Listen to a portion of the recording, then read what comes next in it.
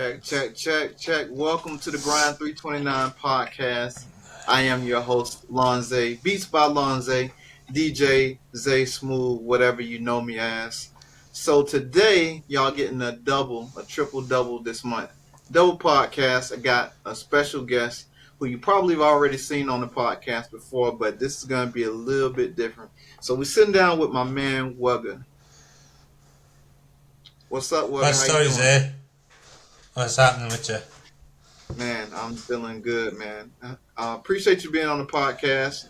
This ain't really a podcast. It's really me and you gonna kick it today and just politic and talk about music and producing and life and all that kind of stuff. So again, thank you. And again, he's coming from Ireland. And how do you Oh, pronounce you the froze the, there. the place that you're Froze. from? I can't say it. Shit.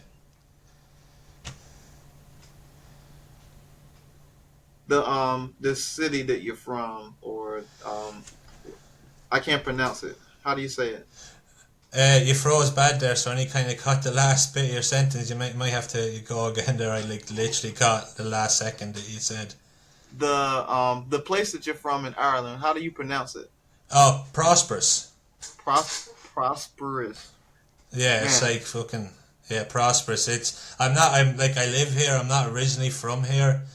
I'm from a little small village called Robertstown, which is only like about 10 to 15 minutes away from here. But yeah, I live in Prosperous now, so I'm about, for you outside the country, I'm about 45 minutes outside of Dublin City.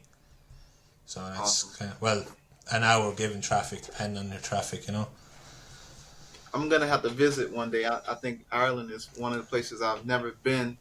Um, so again, appreciate you being on the podcast. The purpose of the Grind 329 podcast is pretty much to inspire other people to kind of grow out of their comfort zone of where they have been and kind of give them an opportunity to improve. So I came up with this concept that because I had got burnt out doing music all the time and family stuff and just life, I figured that where they say you should be grinding 24/7. I figured that man, grinding 24/7 will put you on your behind. So I figured out, you know what I should do?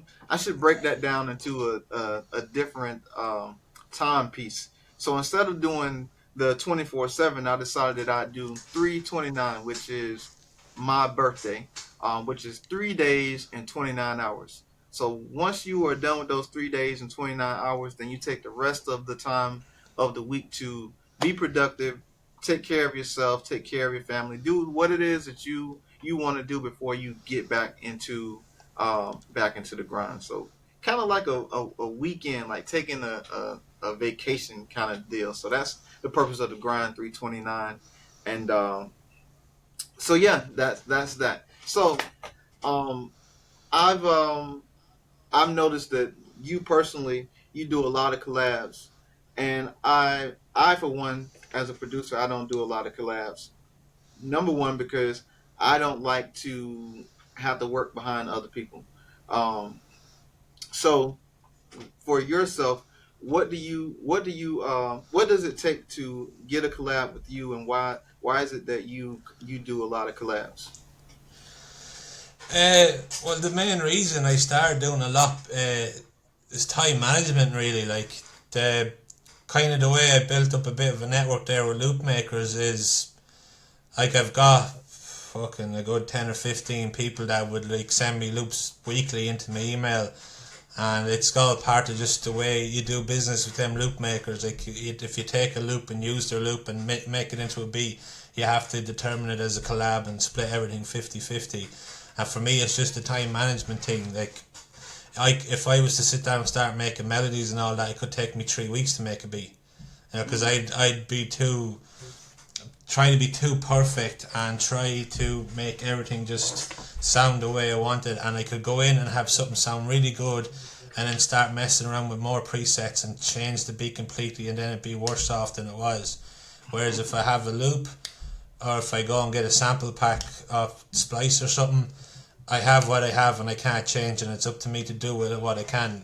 So, like, that's why you'd see me doing a lot of, like, collabs. It's more me working with the network of loop makers, I'd have sending me loops and stuff. So how do you manage your time to produce? Well, I've a lot less time now than I did maybe 6 months ago. So like the reason the reason I got into doing all that working with the loop makers was because I was so just wanted to always put a beat out every day. Put a beat out every day. Have to get a beat out every day, every day, and just repetition, and then just fucking with the least amount of I don't have much time to make beats every day now. Like I might come home from work, and if I get an hour in the evening, 2 hours, I might start something or start 2 or 3 beats and leave them aside, and then come back at the weekend where I have more time. But like I could I could sit down and spend, say I could come in on a Monday, and when I get down to start cooking, I could spend all that day Monday just looking for the sample I want to mess with, and then I could come back the next day and maybe start getting an ID going, start chopping something and all that. Like my output with beats has like really gone down where I was one a day. I'd be looking if I get 2 or 3 out a week now, and that'd be me trying to get maybe 2 mixed at the weekend and trying to cook them all week. But I've kind of stopped going with the quantity and kind of stuck with putting out just quality. I don't want to be putting out any half-assed trap beats anymore. I've kind of found my lane in the getting old soul samples or getting the soul sample makers and kind of chopping up what they're sending me and kind of working around that. I've kind of gone off trap altogether. Like even when I have some of the loop makers, they'll send me folders of just trap loops, and they all kind of sound the same. It's all piano and a synth and a wavy pad. Like there's no real musicianship in some of it. Right. So what's your preferred DAW to use? I've been FL since FL6. I think what's the newest one? 21. I work off 20. Just because I don't like upgrading, because the last time I did, when I went from 12 to 20, I lost all my files from 12. Wow. Lost all of them. I don't know what happened to them in the upgrade, but all of them went. Everything just gone. So like everything I kind of made before whatever that was, they're just gone. I might be lucky to find something in an old USB somewhere, but yeah, no. Last time I upgraded, all my files just disappeared, all my old beats. Now, do you save? Do you save to hard drive? Do you save to external hard drive when you export your Now, the projects out now? now I do. Since then, yeah. Before, when was it? What's this? 2023. So before 2021, say the end of that year, I was working on a laptop. So, and I had no hard drives, no nothing, and that's when I upgraded and lost everything. So then I went out and bought a new computer, monitor, hard drives, tried to build myself a little bit of a studio as soon as I was starting to sell a bit more.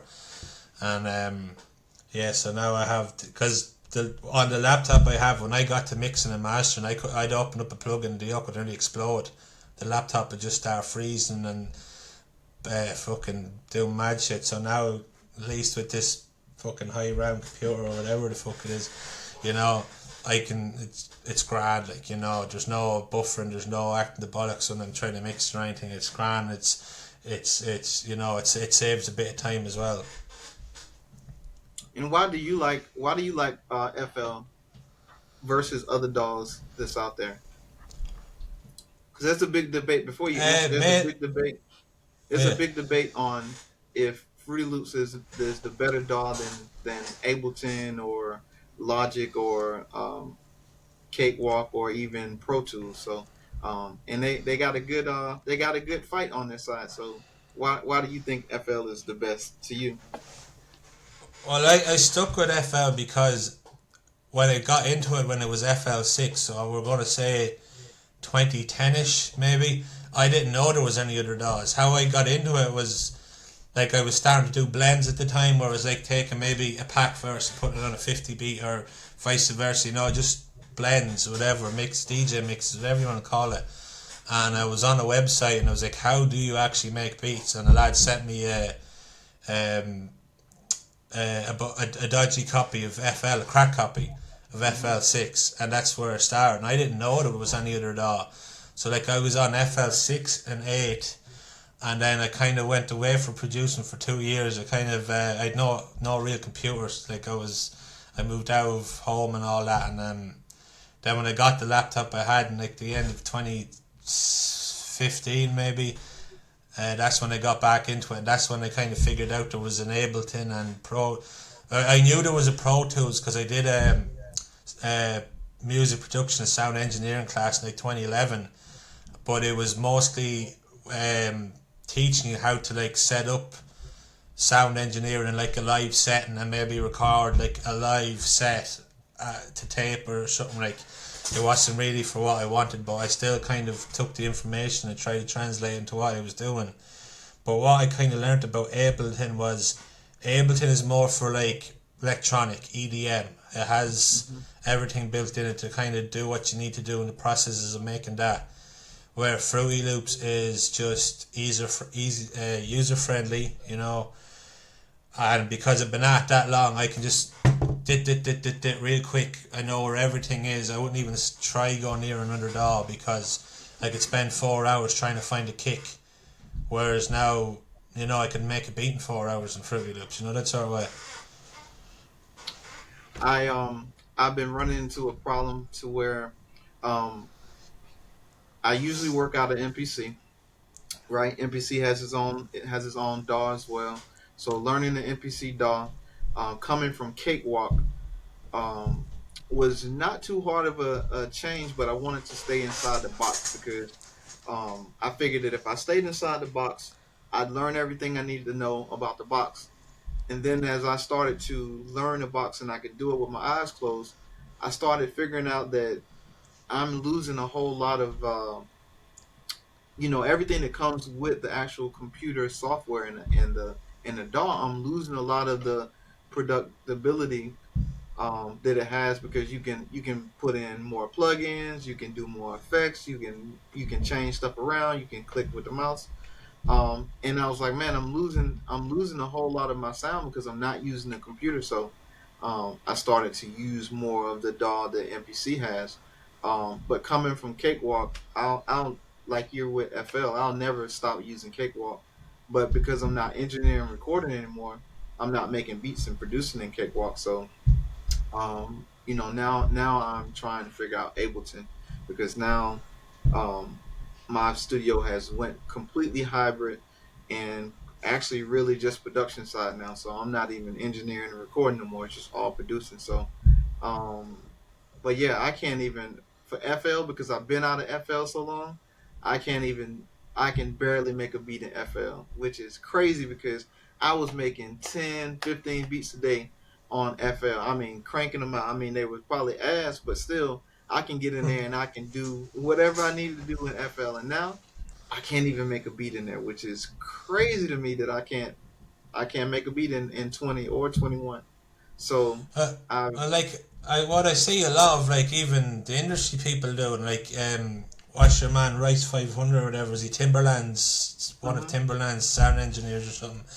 Like he'll make beats on an MPC, but he'll export everything into a Fruity Loops to mix it.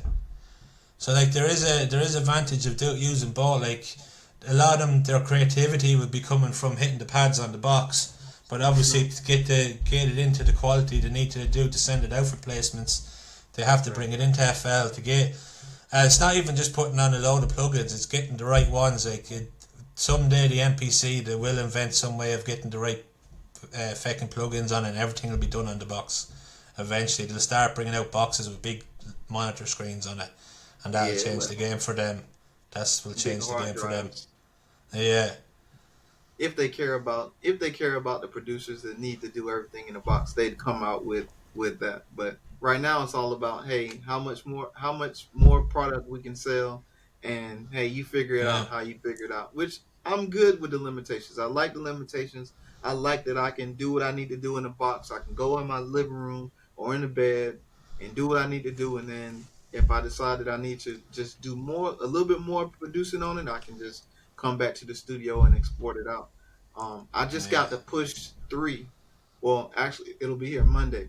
So I got the push three to work with Ableton, and I'm excited about seeing how that changes my production up. I know it's going to slow it up a little bit because I'm learning Ableton, but um, that's my new thing. I'm going to work on Ableton, and then it'll be Ableton and MPC, and the S 2400, which will be my three.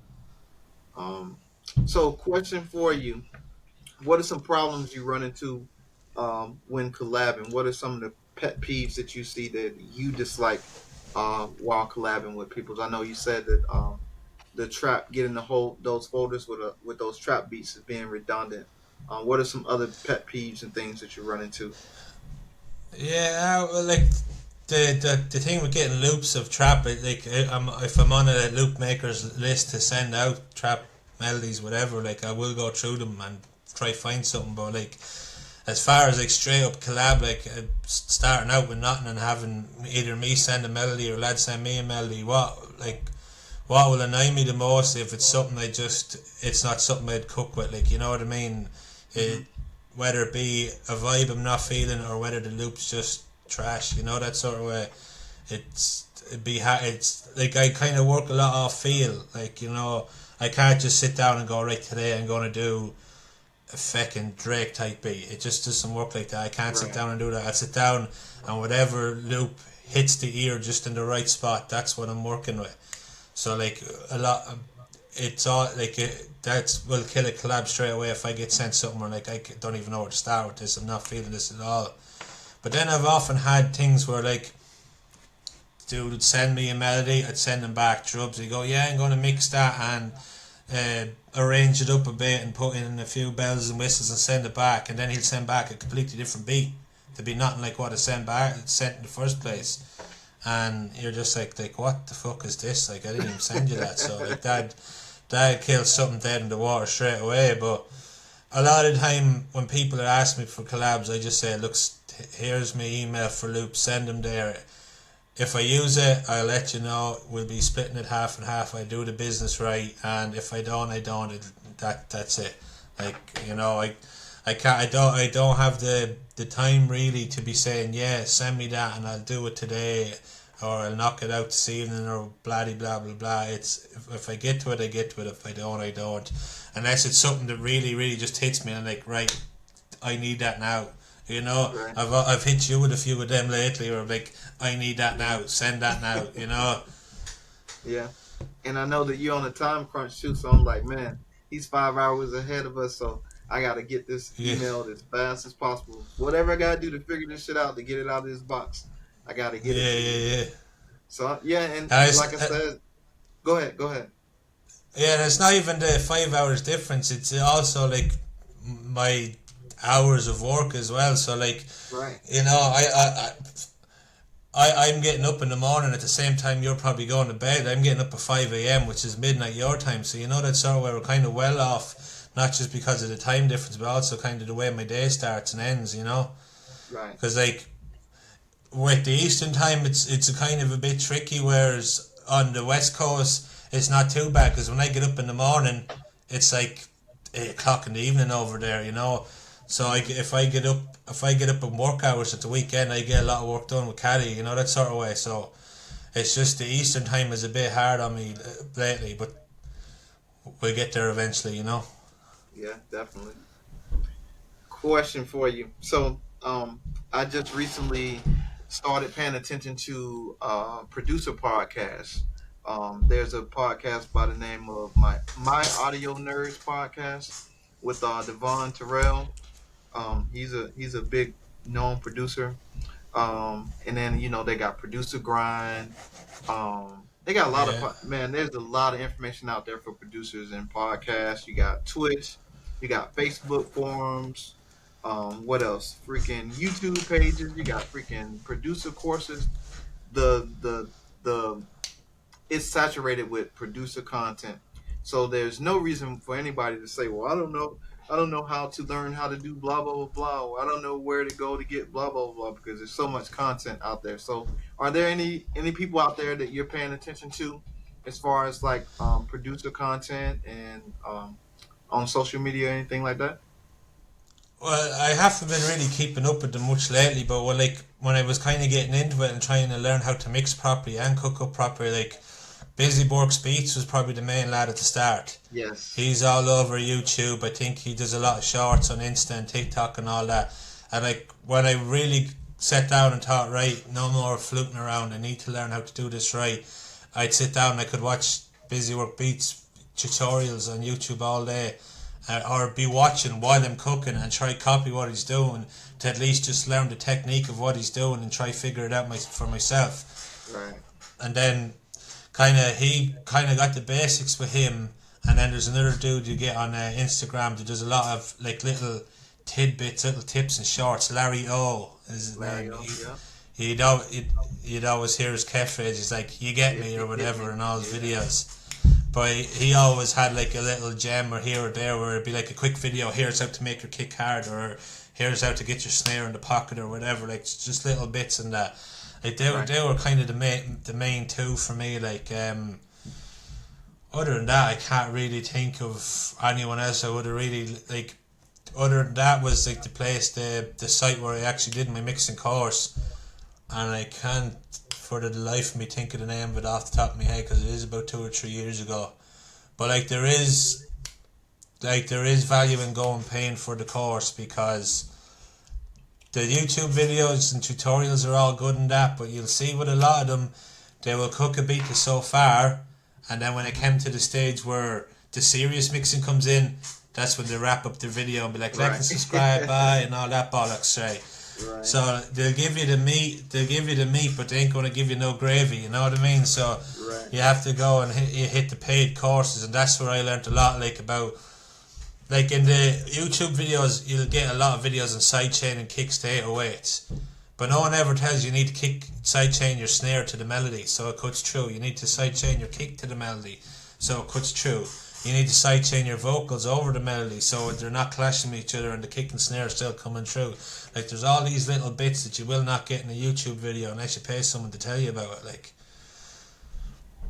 love it. I love it. I love it. Yeah, because the secret sauce, nobody really gonna tell you about the secret sauce. You got to kind of figure it out on your own or by trial and error, and that's kind of where I am right now with mixing. Like I kind of know mixing a little bit, but as far as mixing the beat, I am now starting on the journey of learning how to mix the beat, and so now I'm spending time with Ableton trying to figure out what it is that I'm missing in the vocal chain that needs to make my sound come to the next level to get to your level, because your sound right now, man, is, I'm telling you, if I can make 10 beats that sound like one of your beats every day, bro, I'll be a multi-millionaire right about now.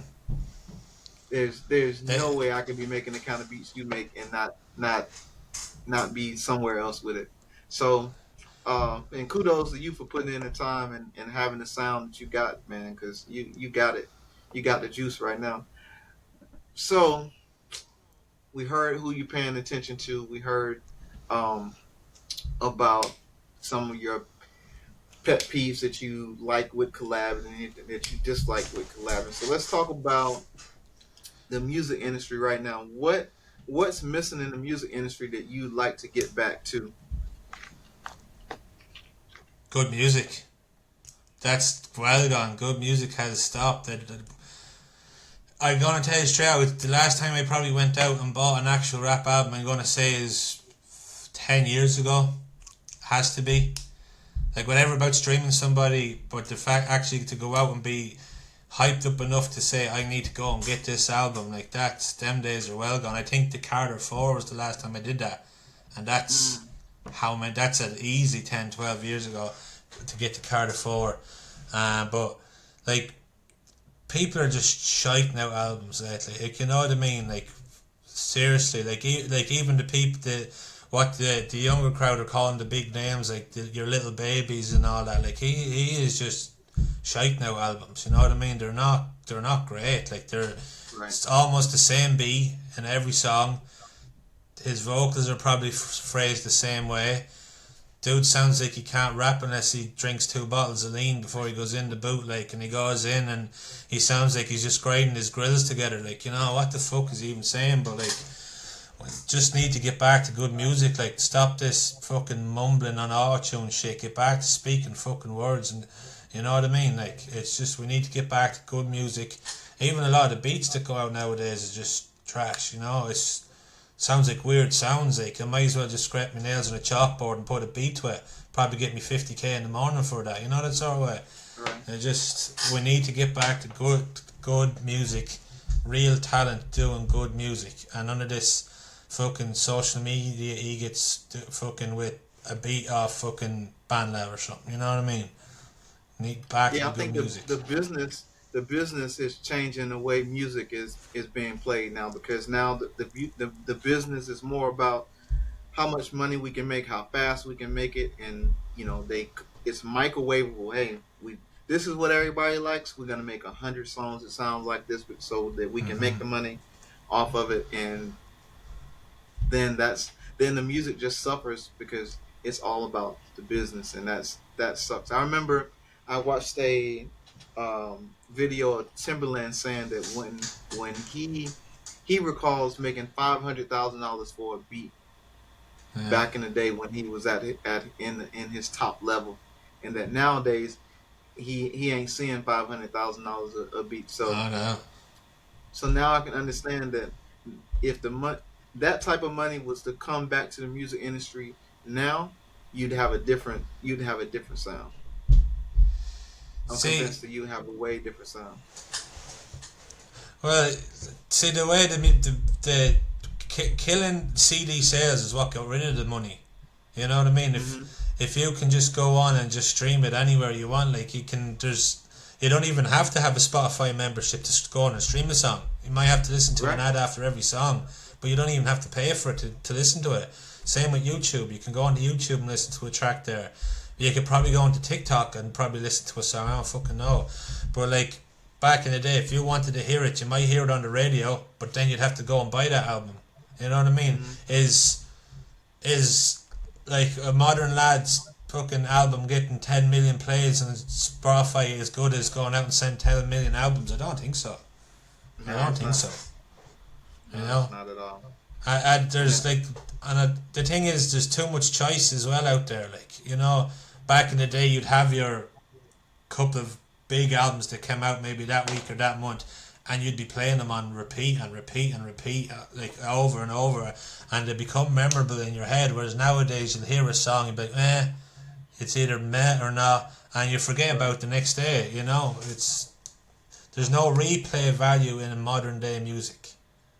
It's gone. Like, you might get a vibe off it when you hear it first, but you're not. There's no lines or there's no bars that's from new modern music that's going to stay in your head, where you're going to be going around like, you know, singing it or anything, walking around work, fucking throwing out at the baby bar. That's not going to happen. Like, you're still going to be going around the sheds fucking rapping Biggie or something in your head. You know, that sort of way. Like, Right.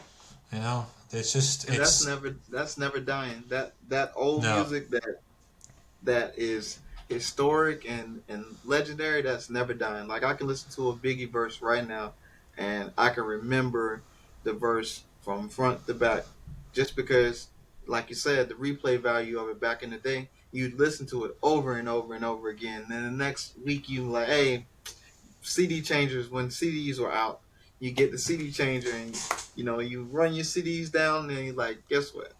I'm gonna run that Biggie back again, or that Run Tupac, or again. whatever it was, I because used the replay value was there. Oh yeah, I used to have a 3 CD changer back in the day, and the 3 albums in it was uh, both discs of All Eyes on Me, I'm Ready to Die, and that was it. And they would be on. They could be on replay 8 hours in a day. Or me and my mates just sitting around the house, and it'd be just them 3 albums on repeat, on repeat, on repeat. Like, you wouldn't do that now if you put on a Little Baby, a Dead Baby, and a someone else after it, a Gunner or whoever. You're getting sick Right. after 3 songs. Never mind 3 albums. Like, so. It's Yeah. too over. It's not even overproduced. It's underproduced because they're not even good. You know, if it was Yeah. overproduced, there might be some quality in it, but no, it's just they're just shite now. Music, like you know, it's just falling out of them nowadays. You know. Yeah. And I'm a big Drake fan. Drake's last album was like, Oh, uh, it's last it was three good. albums. Yeah. Actually, yeah. To be honest with you, the last two to three Yeah. have been horrible. Like, I don't know if they're making albums just to see what's the shittiest music they can make and still sell. I Uh, don't know what it is, but it's terrible, It's man. like he's And I'm putting out albums to get out of a contract, you know? It's yeah, like he's just you know trying to what? get them out quick to get out of a deal.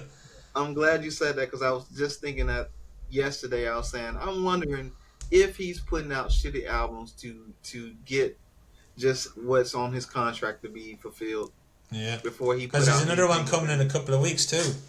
Yeah, I think that's So, why he's pushing it back. yeah. Keeps And pushing it like back. the last three have been brutal. Like the last one, the joint album of 21 Savage had one Yeah, good song on it, and it wasn't even yeah. a good song. It was just one really good beat, you know. And what was the one before that? Honestly, maybe that was brutal. That was And brutal. That was a hard listen. I even Certified Lover Boy.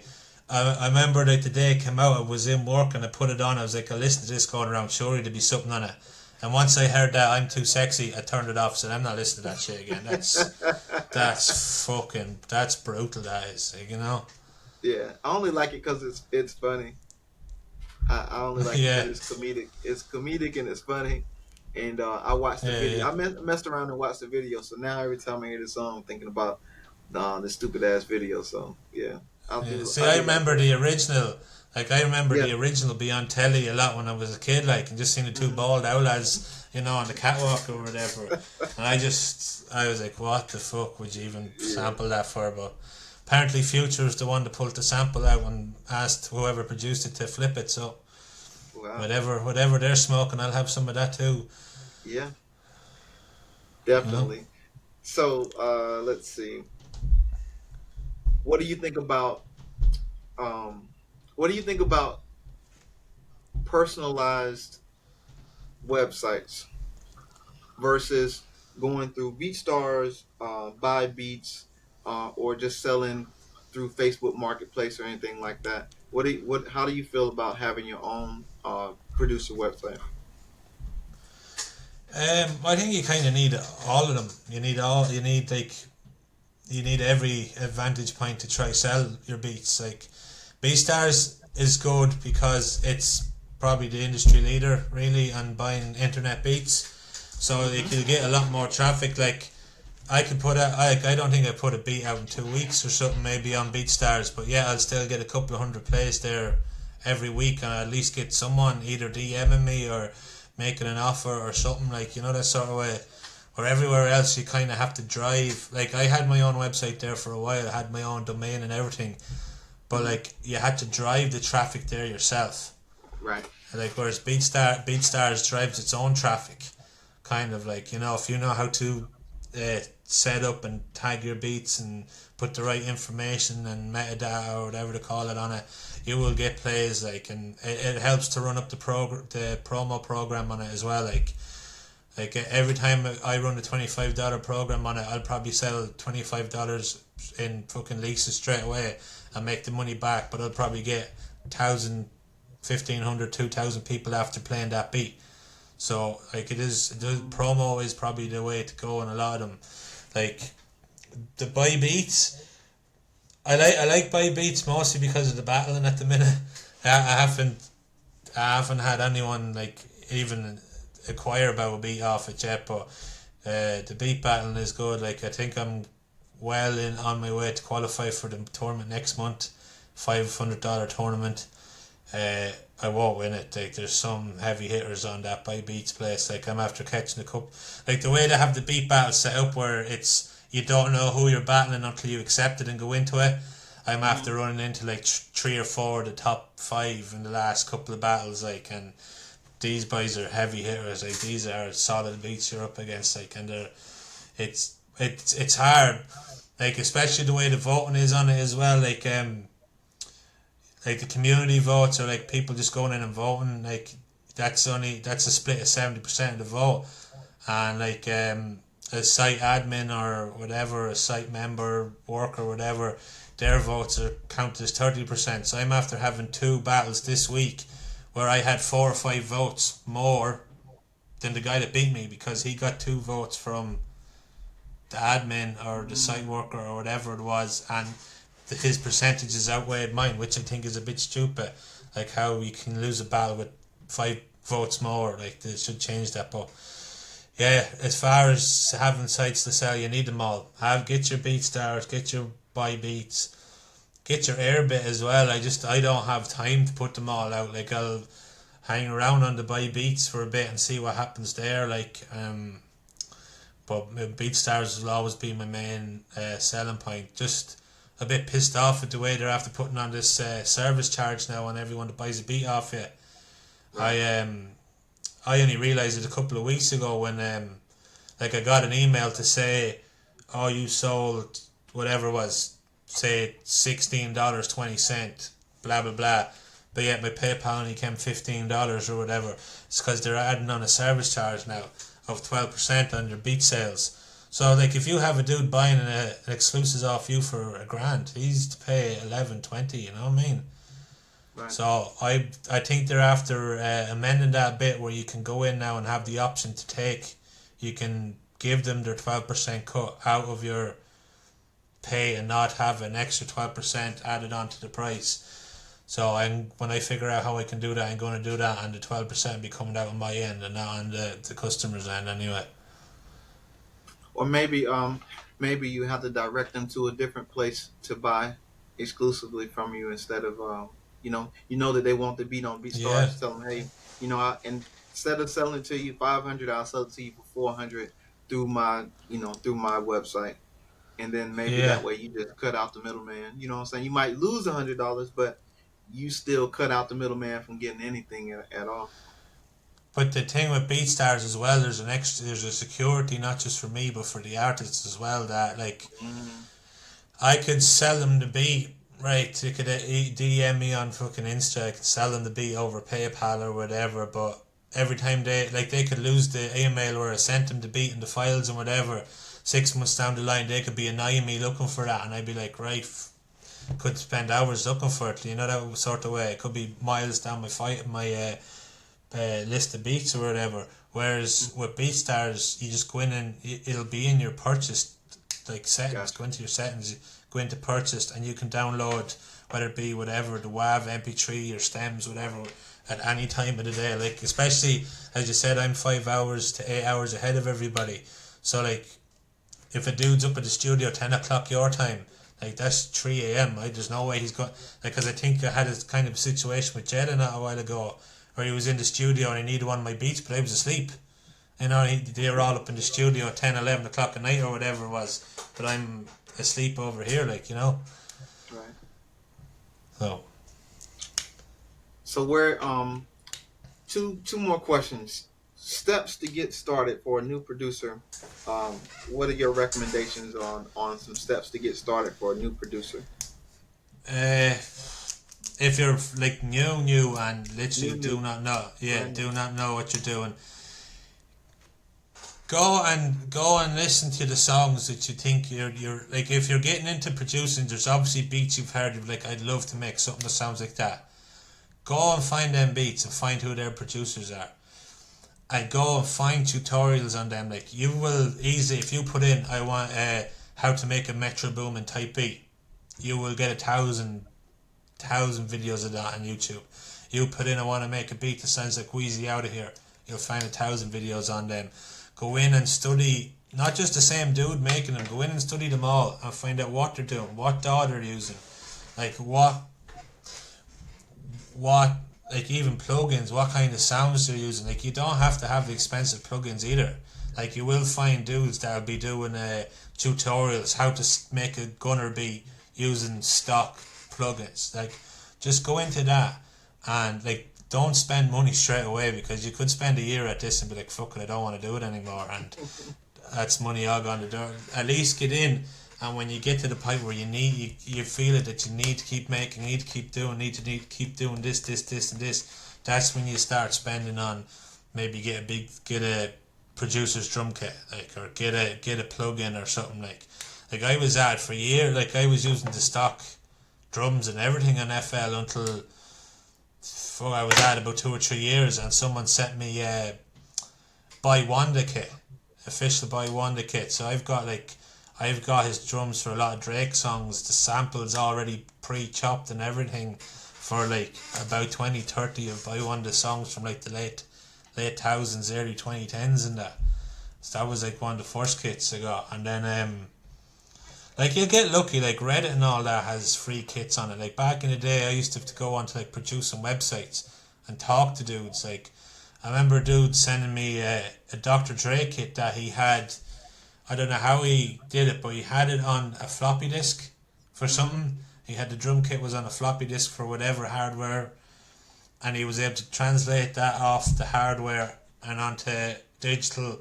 And that's I have this early 90s Dr. Dre drum kit that was exported from the original floppy disk. So I'd love to know really what that came from. You know, that sort of that could be anything. Love it, love it. So where can people find you on social media?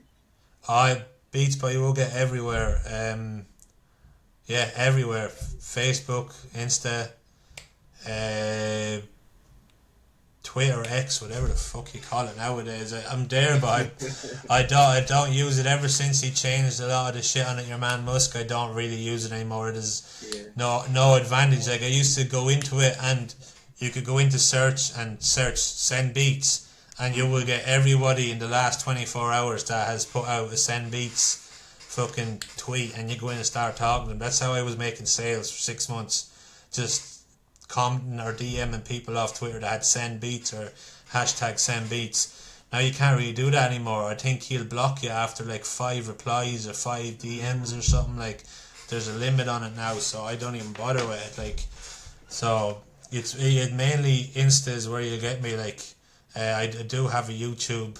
I probably need to get more into that as well.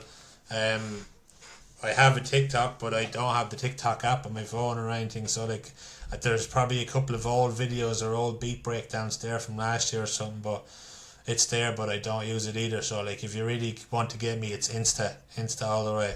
Just get me on Instagram. And that's Beats with a Z. Beats with a Z, yeah, Beats with a Z. I grew up in that era where all the band names were spelled wrong and all. So you know. Well, you heard it right here first. You know where to find them. You know where to find us. Appreciate you taking the time to holler at me today. And also shout out to Mo, which is another producer with Hjefe that produced with us. And shout out to the Hjefe team. And that's it. That's all we got for you. We'll catch you on the next podcast. Let's give a round of applause for our guest.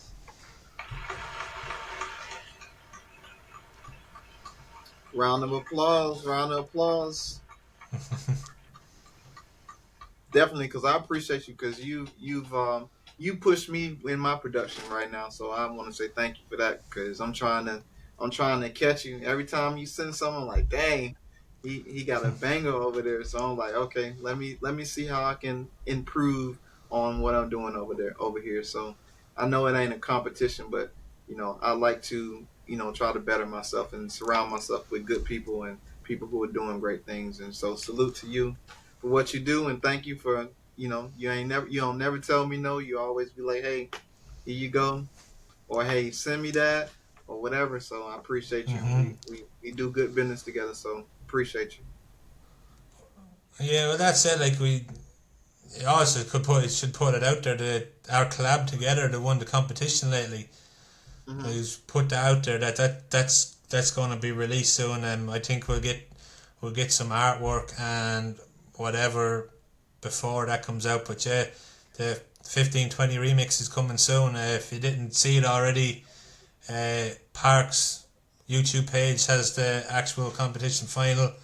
You'll see where me and Zay won the remix competition for Siege Chappelle's 1520 remix, and yeah, that'll get an official release soon anyway. As far as that, I think that's all I have coming out soon. Nothing else is official anyway, but yeah, That's my next placement coming anyway. That's what's up. That's what's up. All right. You know what? If I would have been thinking about that, I could have played a piece of that collab that we did for that beat contest. But y'all gonna have to stay tuned and catch that when it gets released with Mr. Rashid Chappelle on 1520. So that's it. I think that's it for the Grind 329 podcast. Appreciate you again, and we'll Yes, catch sir. you on the next time. The Grind 329 podcast can be found in Buzzsprout, Spotify, Apple, and Google Podcasts, and all streaming DSPs. Catch up on our latest podcast and get up to date. Sponsor the podcast, contact us at zay2001@gmail.com. All righty then. Let me. Yes, sir.